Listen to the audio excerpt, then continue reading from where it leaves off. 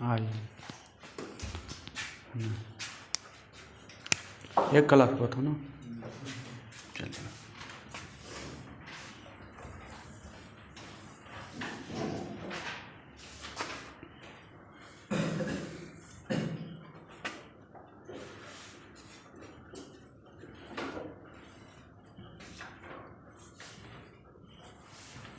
जैव पराक्रम है ना, क्या था? पोषण पोषण जैव पराक्रम है नहीं। चलिए पहला चैप्टर है जैव पराक्रम। जैव पराक्रम में पोषण है ना, है था ना। चलिए देखिए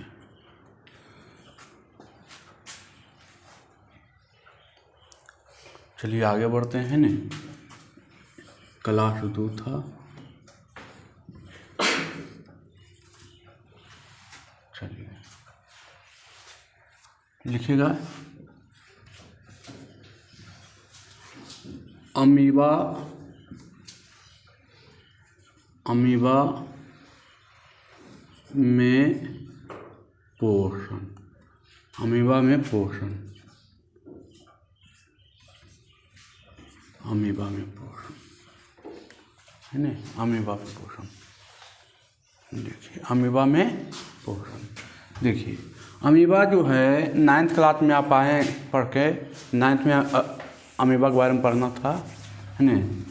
लिखिएगा ये एक कोशिकीय जीव है, ये एक कोशिकीय जीव है, इसका आकार अनिश्चित होता है। ये एक कोशिकीय जीव है, इसका आकार क्या होता है? अनिश्चित होता है। देखिए मान लिया जाए हम ये खींच दिए और ये क्या है? अमीबा है ना। ये क्या है बाबू? अमीबा है। ये क्या है? अमीबा है।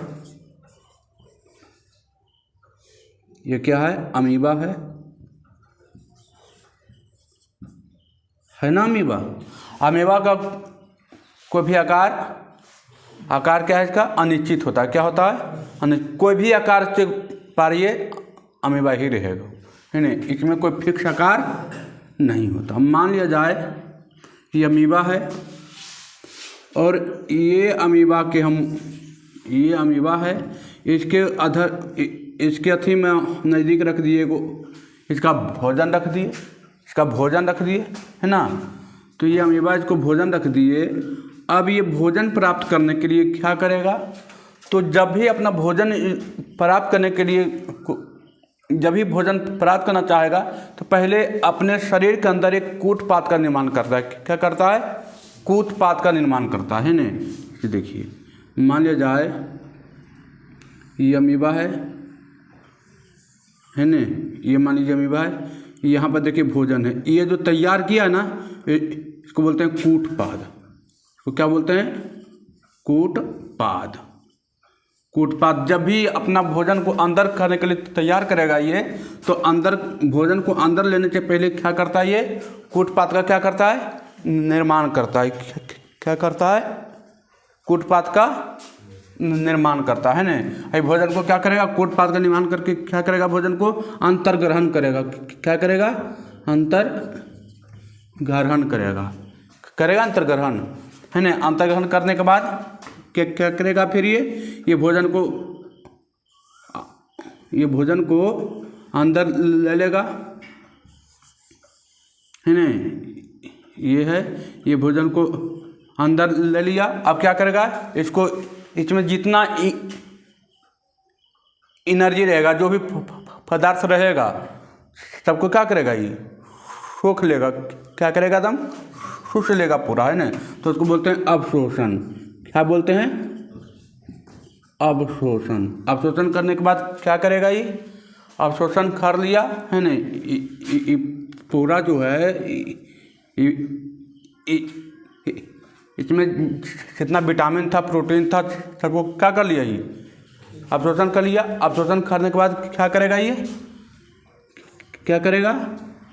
बाहर निकाल देगा ना, नहीं तो उसको बोलते हैं बहिष्करण, है न, उसको बोलते हैं बहिष्करण। क्या कहते हैं इसको? ये ऐसे करेगा, फिर से मान लीजिए ये, फिर ये भोजन को बाहर निकालने के लिए भी कूटपात का निर्माण करता है ना। भोजन को बाहर निकालने के लिए भी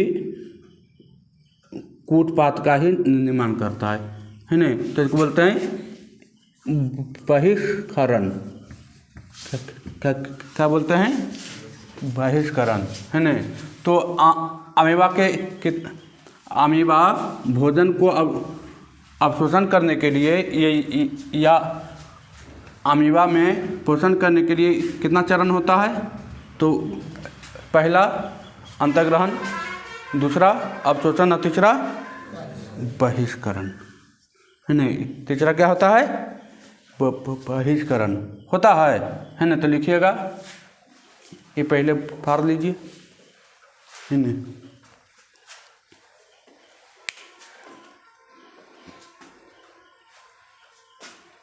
है ना।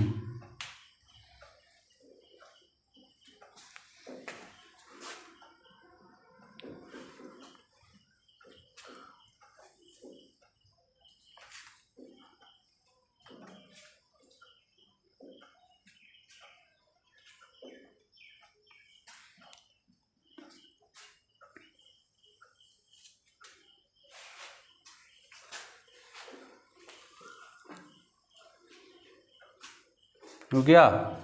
लिखिएगा, अमीबा में पोषण करने के लिए 3 चरण हैं। पहला अंतर्ग्रहण, दूसरा अवशोषण और तीसरा बहिष्करण, है ना।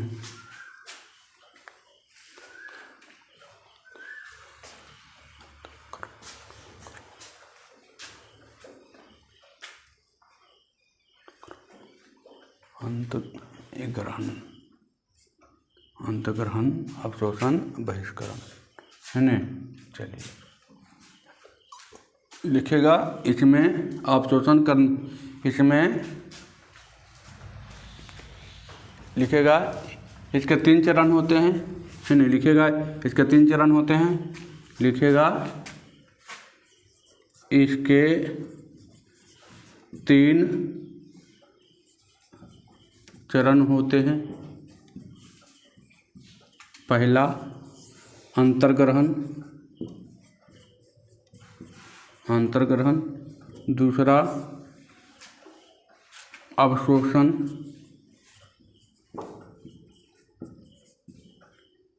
तीसरा बहिष्करण,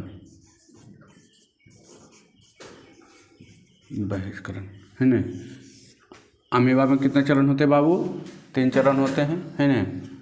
अंतर्ग्रहण, अवशोषण, बहिष्करण। अमीबा में भोजन, अपना शिकार को या भोजन को अंदर करने के लिए क्या चीज़ का निर्माण करता है? कूटपात का निर्माण करता है। ऑब्जेक्टिव में आएगा, है ना, कि अमीबा अपने भोजन को अंदर करने के लिए, है ना, अपने अवशोषण करने के लिए क्या चीज़ का निर्माण करता है? कूटपात का निर्माण करता है ना। अंतर्ग्रहण करने के लिए, भोजन को अंदर करने के लिए कूटपात का निर्माण करता है। फिर कूटपात का निर्माण करके क्या करेगा? इसको अंदर कर लेगा, है ना। अंदर करने के बाद इसका क्या होता है? अवशोषण। अवशोषण के बाद क्या होता है इसका? फिर कूटपात का निर्माण करता है। इसको कहाँ भेज देता है? बाहर, है ना। इसको सोख के पूरा निकाल देता है बाहर, है ना। चलिए आ जाइए, हो गया। अब लिखिएगा, मनुष्य में पोषण, है ना। हेडिंग डालिएगा, लिखिएगा मनुष्य का पाचन तंत्र, लिखिएगा, नहीं, मनुष्य का पाचन तंत्र।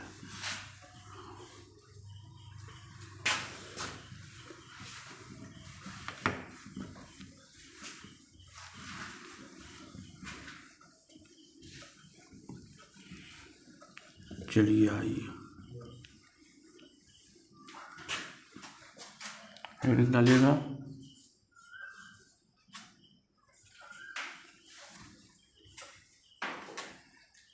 हेडिंग डालिएगा मनुष्य का पाचन तंत्र। पाचन तंत्र, चलिए मनुष्य का पाचन तंत्र देखिए। मनुष्य में भोजन पचाने के लिए क्या होता है? पाचन तंत्र होता है। इसमें कई छोटे छोटे यंत्र होते हैं और कई बड़े बड़े यंत्र होते हैं, है ना? तो लिखिएगा मनुष्य में पाचन तंत्र, लिखिएगा ये एक ऐसा तंत्र है, ये एक ऐसा तंत्र है जिसमें बहुत सारे छोटे छोटे, ये एक ऐसा तंत्र है जिसमें बहुत सारे छोटे छोटे अंग तथा कुछ बड़े अंग होते हैं। ये एक ऐसा तंत्र है जिसमें बहुत सारे छोटे छोटे अंग तथा कुछ बड़े अंग भी हैं। लिखे, ये एक ऐसा तंत्र है जिसमें बहुत सारे छोटे छोटे अंग तथा कुछ बड़े अंग हैं।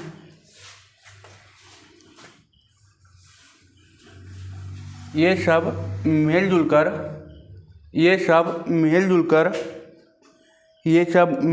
कर पाचन तंत्र का निर्माण करते हैं। ये सब मिलजुल कर पाचन तंत्र का निर्माण करते हैं। ये सब मिलजुल कर पाचन तंत्र का निर्माण करते हैं। इसमें भोजन पचाने का काम होता है। इसमें भोजन पचाने की क्रिया होती है। इसमें भोजन पचाने की क्रिया होती है नहीं, इसमें भोजन पचाने की क्रिया होती है। लिखे, ये एक ऐसा तंत्र है जिसमें बहुत सारे छोटे छोटे तंत्र और या तथा कुछ बड़े तंत्र होते हैं। ये सब मिलजुल करके पाचन तंत्र का निर्माण करते हैं। इसमें भोजन पचाने का काम होता है या भोजन पचाने की प्रक्रिया होती है। जैसे बाबू लिखिएगा, जैसे आहार नाल, जैसे आहार नाल, पाचन ग्रंथियाँ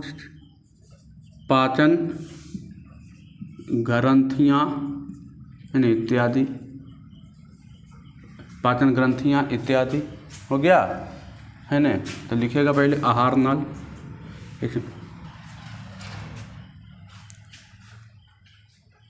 हो गया आहार नाल, पाचन ग्रंथियाँ इत्यादि। इसमें बहुत सारा चीज़ आएगा, पाचन ग्रंथियाँ में बहुत सारा चीज़ है ना? चलिए, तो इसके अंदर पहले लिखिएगा आहार नाल।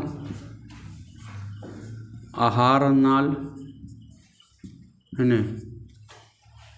आहार नाल कहाँ शुरू होता है बाबू? तो आपके मुंह से शुरू होकर के आपका मुख गुहा से शुरू होकर मुहाल द्वार पर ख़त्म होता है। कहाँ पर ख़त्म होता है? मुहाल द्वार पर। आपका मुख से स्टार्ट होकर के कहाँ पर ख़त्म होता है? मुहाल द्वार तक ख़त्म होता है ना? ये 8 से 10 मीटर लंबा होता है। कितना होता है लंबा बाबू? 8 से 10 मीटर होता है ना? तो लिखिएगा, लिखते चलिएगा। यह एक 8 से 10 मीटर लंबी कुंडलित संरचना होती है। यह एक 8 से 10 मीटर लंबी कुंडलित संरचना होती है। पूछेगा, ये डायरेक्ट ऑब्जेक्टिव में आएगा कि आहार नाल की लंबाई कितनी होती है? तो 8 से 10 मीटर, 8 से 10 मीटर लिखिएगा। ये एक 8 से 10 मीटर लंबी कुंडलित संरचना होती है। ये 8 से 10 मीटर लंबी एक कुंडलित संरचना होती है। लिखे,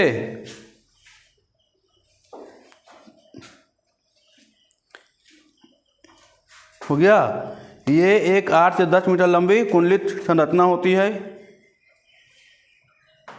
हो गया। इसमें भोजन पचता है, जिसमें भोजन पचाने की क्रिया होती है, जिसमें भोजन पचता है, जिसमें भोजन का पाचन होता है ना? जिसमें भोजन का पाचन होता है। ये मुख गुहा से शुरू होकर, ये मुख गुहा से शुरू होकर, ये मुख गुहा से शुरू होकर, ये मुख गुहा से शुरू होकर, ये मुख गुहा से शुरू होकर, ये मुख गुहा से शुरू होकर मल द्वार पे अंत होता है। ये मुख गुहा से शुरू होकर, ये मुख गुहा से शुरू होकर मल द्वार पे अंत होता है ना। ये मुख गुहा से शुरू होकर मल द्वार पर अंत होता है। ये मुख गुहा से शुरू होकर मल द्वार पे अंत होता है। आहार नाल पूछेगा, आहार नाल की लंबाई कितनी होती है? 8 से 10 मीटर। आहार नाल में क्या होता है बाबू? तो भोजन पचाने का काम होता है। क्या होता है? भोजन पाचन की क्रिया होती है ना। भोजन को पाचन करने की क्रिया आहार नाल में होती है। अब पूछेगा आहार नाल की शुरुआत कहाँ होती है? तो मुख गुहा से। कहाँ से शुरू होती है? मुख गुहा से शुरू होती है। मुख गुहा से शुरू होकर कहाँ पे अंत होती है? तो मल द्वार पर है ना। मुख गुहा से शुरू होकर मल द्वार पे अंत होता है ना, है ना। आहार नाल की लंबाई कितनी है? ये एकदम भी आई है। आहार नाल की लंबाई कितनी होती है? 8 से 10 मीटर होती है। कहाँ से शुरुआत होती है? मुख गुहा से। आपका मुँह से शुरू होकर के मल द्वार पे क्या होता है? अंत होता है। हो गया? ये हो गया आपका आहार नाल, है ना। अब लिखिएगा मुख गुहा, ये पहला हो गया। अब आइए दूसरा लिखिएगा, है ना। दूसरा लिखिएगा मुख गुहा। दूसरा लिखिएगा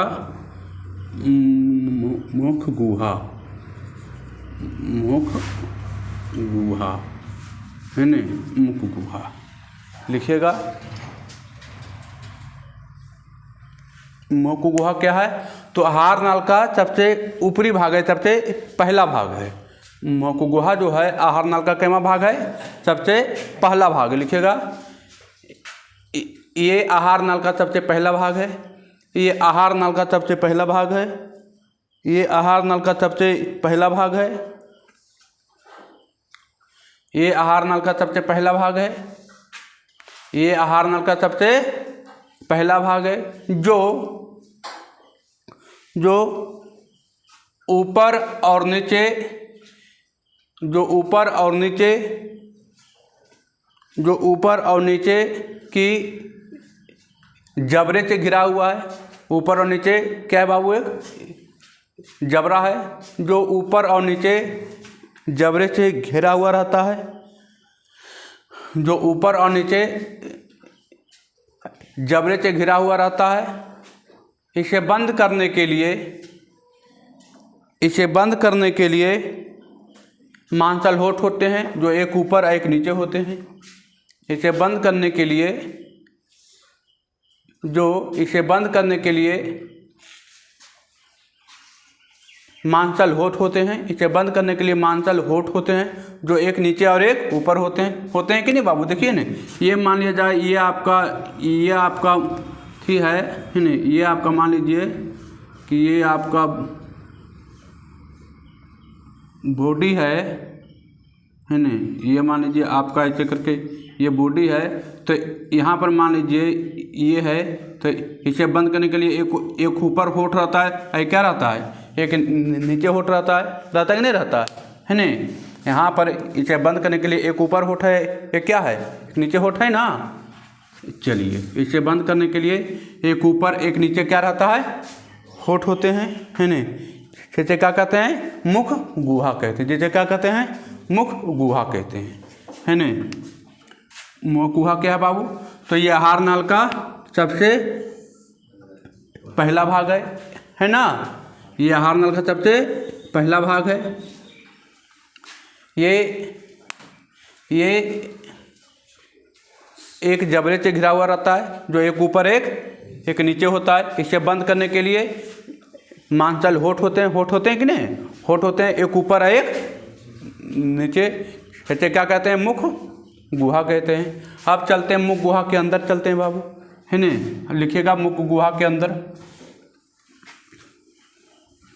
अब आइए मुख गुहा के अंदर चलते हैं।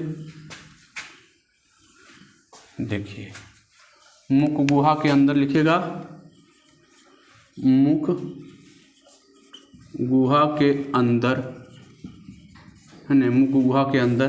तो मुख गुहा के अंदर पहला क्या है, पहला टॉपिक क्या है, जीभ। पहला क्या है, जीभ। मुख गुहा के अंदर पहला टॉपिक क्या है बाबू, जीभ है। मुख गुहा के अंदर पहला टॉपिक क्या है बाबू, जीभ है। तो जीभ क्या है, एक मांस है ना, जीभ है ना। तो लिखिएगा ये एक मांसल संरचना है, ये एक मांसल संरचना है, ये एक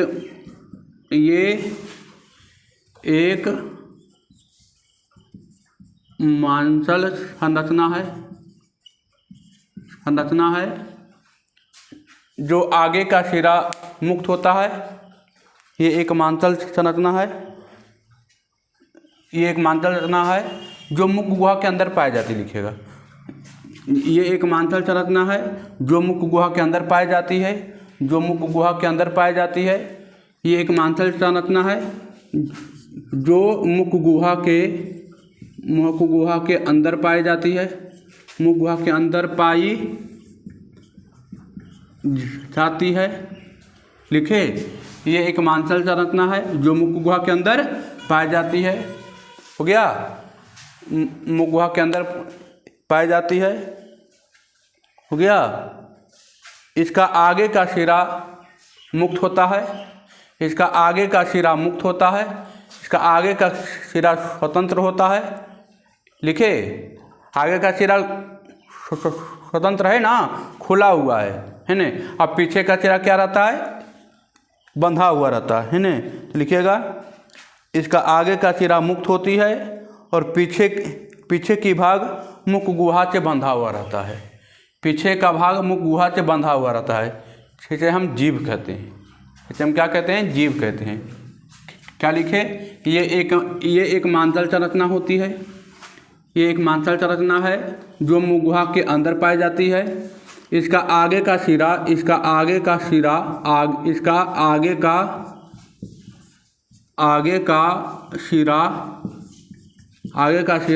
मुक्त होता है और लिखिएगा और पीछे का सिरा मुख गुहा से बंधा हुआ रहता है, और पीछे का सिरा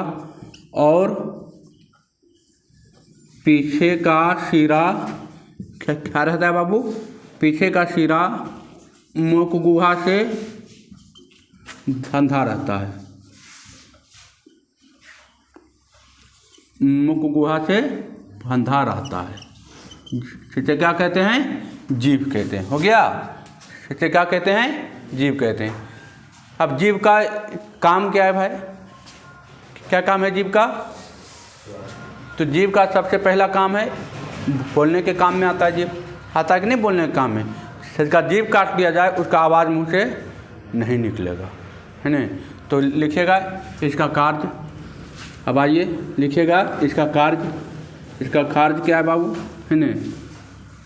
लिखिएगा इसका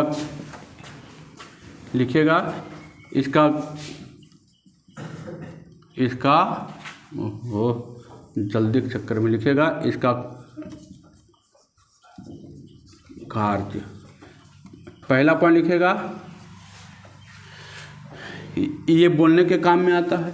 लिखिएगा ये बोलने के काम में आता है, ये बोलने के काम में आता है, ये बोलने के काम में आता है, ये बोलने के काम में आता है, काम में आता है। अच्छा, दूसरा पॉइंट क्या है और क्या करता है? तो ये भोजन को पलटता है और उसके बाद क्या करता है, ठेलता है ना। आप भोजन करते तो नहीं पता चलता है, एक बार इन्ने एक बार ऊपर एक बार अंदर भेजता है ना। लिखिएगा ये भोजन को पलटने और ठेलने के काम में आता है। ये भोजन को ये भोजन को खलटने और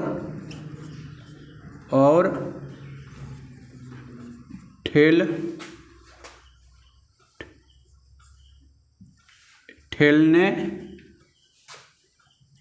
के काम में आता है। ये भोजन को पलटने और ठेलने के काम में आता है। हो गया। अगला पॉइंट तीसरा लिखिएगा। और क्या करता है ये? तो ये भोजन को स्वाद को भी परखता है। तीता है, मीठा है, खट्टा है, नमक ज़्यादा है ना। तो ये भोजन को क्या करता है? स्वाद का पता चलता है ना। तो लिखेगा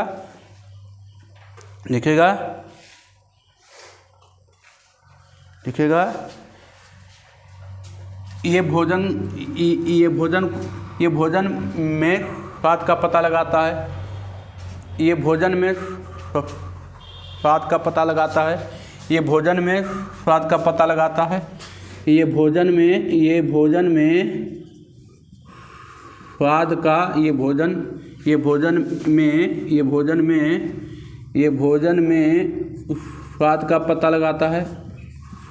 का पता लगाता है। अच्छा, स्वाद का पता कैसे लगाता है बाबू? स्वाद का पता कैसे लगाता है ये?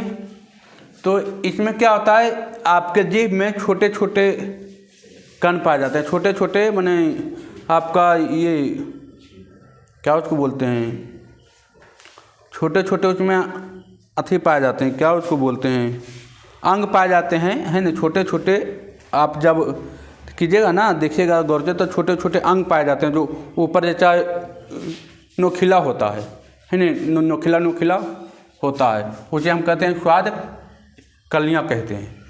क्या कहते हैं? उसी से स्वाद का पता चलता है ना। तो लिखिएगा ये भोजन में स्वाद का पता लगाता है, क्योंकि जीभ में एक छोटे छोटे अंग पाए जाते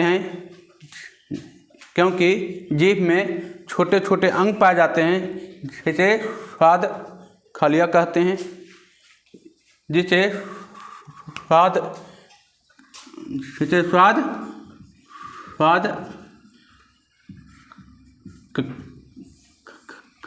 खलियाँ कहते हैं।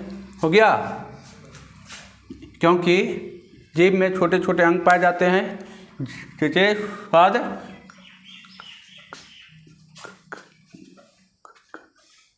हो गया। जीभ में छोटे छोटे अंग पाए जाते हैं जिसे क्या कहते हैं? स्वाद खलियाँ कहते हैं। हो गया। इसी से स्वाद का पता चलता है। इसी से क्या होता है? स्वाद का पता चलता है। आपका जीभ का काम क्या हो गया? ख़त्म हो गया। अब इसी के अंदर एक और आता है नहीं, मुँह गुहा के अंदर ही एक आता है आपका दांत आता है। लिखिएगा दांत, है नहीं, लिखिएगा, आ जाइए, लिखिएगा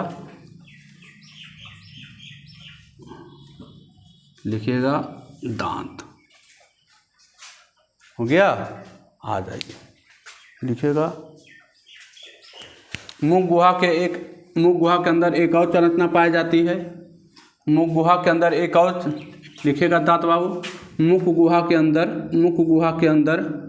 एक और संरचना, मुख गुहा के अंदर एक और संरचना पाई जाती है।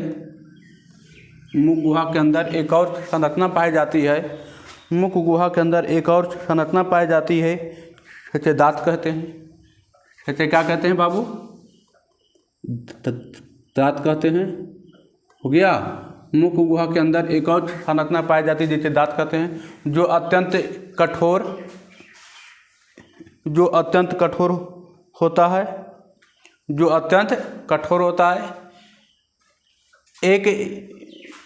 एक वयस्क मनुष्य में कितने दांत होते हैं बाबू? तो होते हैं 32। कितने होते हैं? मुख गुहा के अंदर एक और संरचना पाई जाती है जिसे क्या कहते हैं? दांत कहते हैं, है नहीं? जो अत्यंत कठोर होता है, जो अत्यंत क्या होता है? हड्डी से भी ज़्यादा कठोर होता है बाबू दांत, है ना? हड्डी से भी क्या होता है? हड्डी से भी ज़्यादा मजबूत होता है दांत, है नहीं? जो अत्यंत कठोर होता है। एक वयस्क मनुष्य में 32 दांत होते हैं। एक वयस्क मनुष्य में कितने दांत होते हैं? 32 दांत होते हैं। अब देखिए, ये देखिए आपका दांत है, ये क्या है आपका? ये आपका दांत है। मान लीजिए कि आधा भाग कहाँ है? मस्कुरा के अंदर है ना? तो इसे कहते हैं रूट। इसे क्या कहते हैं? रूट या जड़, है ना? और देखिए ये जो लंबा नियन देख रहे हैं इसको कहते हैं गर्दन। इसको क्या कहते हैं? गर्दन। और ये जो अंदर वाला जो पार्ट है, ये जो अंदर रहता है, ये किसके अंदर रहता है? किसी में पीला होता है जो मस्कुरा होता है, किसी का पीला मस्कुरा होता है, किसी का रेड मस्कुरा होता है ना? तो उसको बोलते हैं एनामिल। एनामिल, है ना? एनामिल, है ना? बोलते हैं मस्कुरा को क्या बोलते हैं? एनामिल बोलते हैं। हो गया? एनामिल बोलते हैं। चलिए, और ये सबसे ऊपर वाला पार्ट को क्या बोलते हैं? शीर्ष। क्या कहते हैं? शीर्ष कहते हैं एनामिल।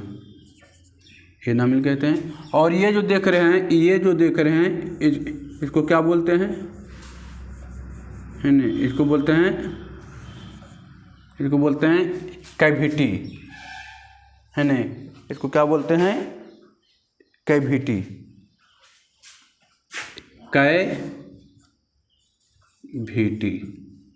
हो गया? यही जो है, यही आदमी को जब गल जाता है ना, ये ऊपर वाला कैविटी जब गल जाता है तो आदमी के दांत में छेद होता है ना? कैविटी। हो गया? चलिए देखिए, यही क्या होता है? यही जो होता है, यही आदमी के दांत का जो ऊपर वाला परत जो देखते हैं, दांत में छेद होता है कि नहीं होता है ना? तो ये कैसे होता है? दांत में जो छेद होता है कैसे होता है छेद? आप मीठा चीज़ खाते हैं ना? मीठा चीज़ खाते हैं और मीठा चीज़ खाने के बाद कुल्ली उल्ली नहीं करते हैं, आराम से ऐसी मीठा चीज़ खाए या सो गए, और या सोए भी नहीं तो मीठा चीज़ खाने के बाद कुल्ली उल्ली नहीं किए, और मीठा खाने के बाद मुँह क्या हो गया? बंद हो गया। आपके मुंह में कुछ बैक्टीरिया पाया जाता है। वो बैक्टीरिया क्या करता है? मीठा के साथ अभिक्रिया कर लेता है। मीठा के साथ क्या कर लेता है? अभिक्रिया करता है। अभिक्रिया करने के फलस्वरूप इसको क्या कर देता है? गला देता है। इसको क्या करता है? ऊपर के प्लस को गला देता है, और ये गलता है तो इसमें क्या हो जाता है? फिर छेद हो जाता है। ये जो ऊपर का पार्ट जो कैविटी है उसको क्या करता है? गला देता है, क्योंकि आपके मुंह में बैक्टीरिया पाया जाता है। आपके मुंह में क्या पाया जाता है? बैक्टीरिया। बैक्टीरिया प्लस मीठा अभिक्रिया करता है, तो है ना? एक कैविटी को क्या करता है? कैविटी को गला देता है ना? गला देता है। इसको क्या करता है? गलाता है। और ये जब गल जाएगा तो 1 दिन न 2 दिन न 3 दिन, चौथा दिन आपको देखेगा दांत में थोड़ा थोड़ा क्या देने लगता है? दर्द देता है। उसमें कहा देता है दर्द। आप खाना ना खाते हैं, खाना कहाँ चला जाता है? अंदर जाता है खाना फंस जाता है। और फंसने के बाद धीरे धीरे फंस गया तो उसमें खाना क्या होगा? सड़ेगा, गलेगा, तो उसमें क्या बनेगा? फिर खीरा लगेगा कीड़ा। वही कीड़ा आपके दांतों को क्या कर देता है?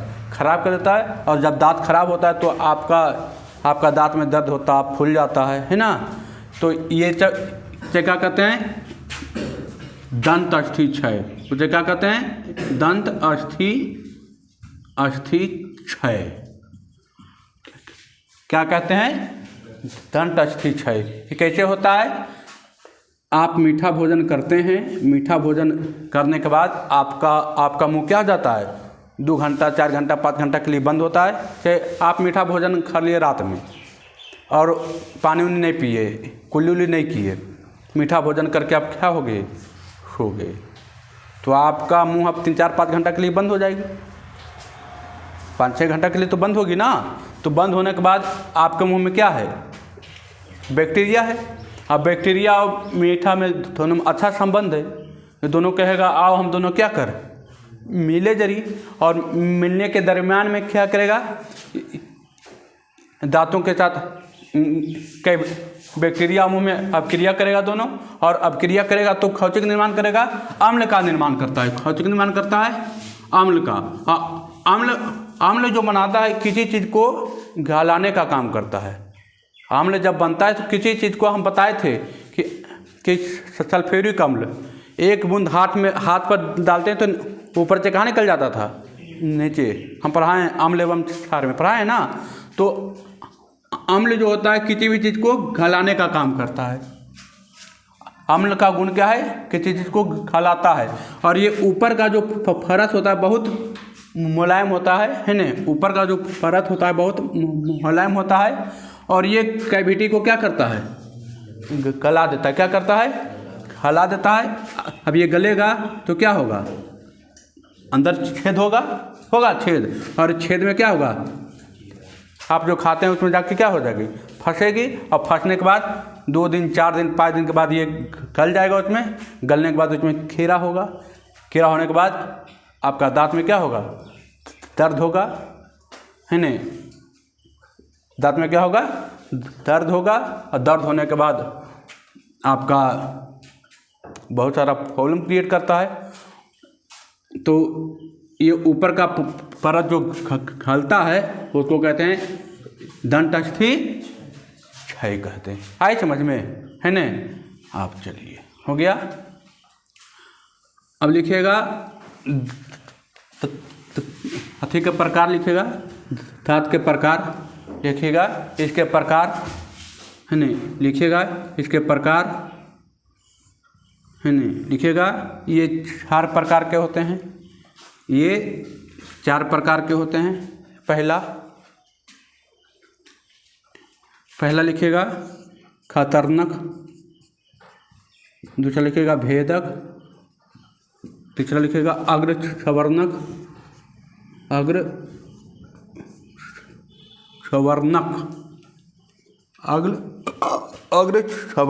हो गया, अग्रसवर्णक,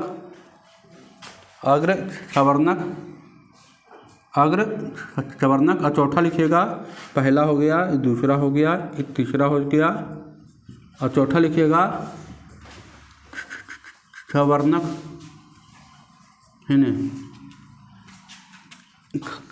खतरनाक, भेदक, अग्रसवर्णक और सवर्णक। आगे वाला दांत जो है, जैसे हम कोई चीज़ काटते हैं, है ना, आगे वाला दांत को, सबसे मुंह के आगे वाला दांत को क्या कहते हैं? खतरनाक।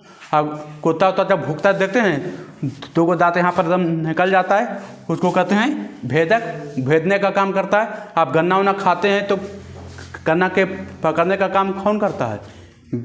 भेदक ही करता है न? और अग्रसवर्णक, आप छाबल उबल जो छिपाते हैं, ये चीज़ छिपाते हैं, और बढ़िया चीज़ छिपाने का हो पूरा तो एकदम लास्ट वाला जो होता है 4-5 दांत, है ना, वो होता है सवर्णक, होता है ना। आगे वाला दांत को क्या कहते हैं? खतरनाक। खतरनाक के बगल वाले दांत को भेदक, और भेदक के बगल वाले दांत को अग्रसवर्णक, और सबसे लास्ट में जो 4-5 दांत होता है उसको क्या कहते हैं? सवर्णक। उसको क्या बोलते हैं? ये काफ़ी मजबूत होता है ये वाला। यहाँ पर एकदम कितना हार्ड चीज धर दीजिए, एक बार ताकत लगाइए कड़कड़ा खत्म टूट जाता है कि नहीं? तो सबसे मजबूत ये है। और सबसे कमजोर इसमें कौन है? तो ये वाला। एक आम मुक्का मुँह पर लगता है, फर्द पर पेट में होता है कि नहीं? इसको खाली बस आगे का कोई भी चीज़ जैसे सेब उब खाते हैं ना, तो आगे से ही खाते हैं कि नहीं खाते हैं। सेब उब आगे से ही काटने का काम करता है, ये काटने का काम करता है, ये किसी को भेदने का काम करता है, कराने का काम करता है। हौला चीज़ है, हौला चीज़ छिपाना है तो अगर चबरनक काम करता है। अब मजबूत चीज़ को एकदम छिपाना है तो ये कौन काम करता है, चबरनक। तो दांत कितने प्रकार के होता है, 4 प्रकार के होता है दांत। हो गया, चलिए आगे बढ़ते हैं। अब लिखिएगा हेडिंग डालिएगा दंत अस्थि क्षय, ये भी लिखाइए देते हैं। दंत अस्थि क्षय किसे कहते हैं, दंत अस्थि क्षय, तो लिखिएगा है नहीं। सारा प्रोसेस तो ये भी फाड़ दीजिएगा, है नहीं। सारा प्रोसेस तो बताइए दिए हैं कैसे क्या होता है नहीं। तो लिखिएगा दंत अस्थि क्षय। ये पूछता है कि दांत कितने प्रकार के होते हैं, 4 प्रकार के। एक वयस्क मनुष्य में कितना दांत होता है, 32 दांत होता है ना। एक वयस्क मनुष्य में, एक जवान पुरुष में, एक वयस्क मनुष्य में कितना दांत होता है, 32 दांत होता है नहीं। लिखिएगा दंत अस्थि क्षय। लिखिएगा जब भी हम कोई मीठा चीज़ खाते हैं, जब भी हम कोई मीठा चीज़ खाते हैं और जब भी हम कोई मीठा चीज़ खाते हैं और दांतों को साफ नहीं करते हैं, जब भी हम कोई मीठा चीज़ खाते हैं और दांतों को साफ नहीं करते हैं तो मीठा चीज़ किसी दूसरे में चिपकने का गुण रहता है नहीं। मीठा चीज़ देखते हैं चट करता है ना, तो चिपकने का गुण होता है उसमें। देखिएगा जब भी हम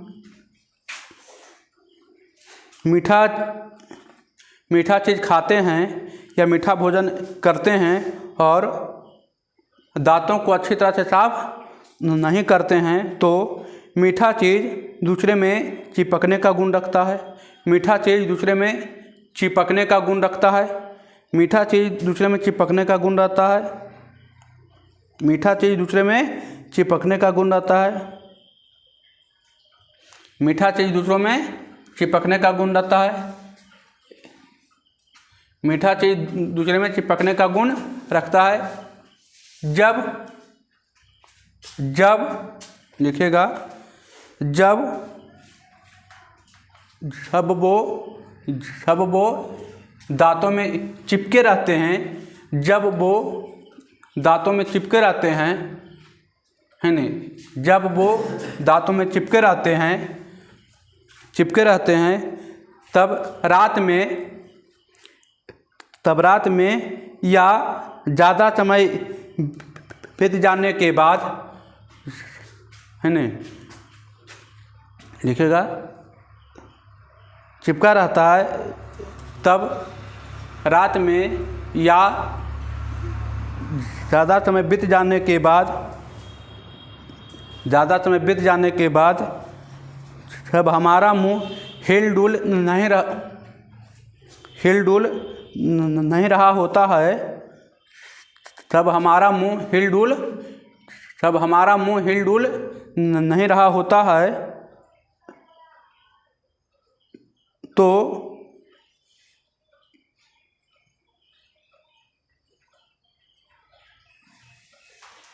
हिल-डुल नहीं रहा होता है तो बैक्टीरिया और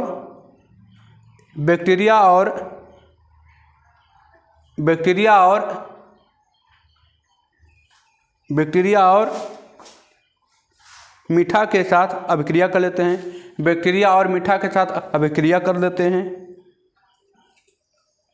बैक्टीरिया और मीठे चीज़ के साथ अभिक्रिया कर लेते हैं जिससे अम्ल का निर्माण करते हैं। मीठा और बैक्टीरिया के साथ अभिक्रिया कर लेते हैं जिससे अम्ल का निर्माण करते हैं, जिससे अम्ल का निर्माण करते हैं। हो गया, जिससे अम्ल का निर्माण करते हैं, जो कि जो कि अम्ल दांतों के ऊपरी परत को गला देते हैं, दांतों के ऊपरी परत को गला देते हैं या सड़ा देते हैं, गला देते हैं, दांतों के ऊपरी परत को गला देते हैं, दांतों के ऊपरी परत को गला देते हैं। इससे दांत में छेद हो जाता है, इससे दांत में छेद हो जाता है, इससे दांत में छेद हो जाता है, इससे दांत में छेद हो जाता है, जिससे दांत में छेद हो जाता है, इसे हम दंतस्थि क्षय कहते हैं, इसे हम दंतस्थि क्षय कहते हैं, जिसे हम दंतस्थि क्षय कहते हैं, जिसे हम दंतस्थि क्षय कहते हैं, जिसे हम दंतस्थि क्षय कहते हैं। हो गया, जिसे हम दंतस्थि क्षय कहते हैं। हो गया, ठीक है, आज यहीं तक रहने दीजिए, है नहीं? ठीक है बाबू, धन्यवाद।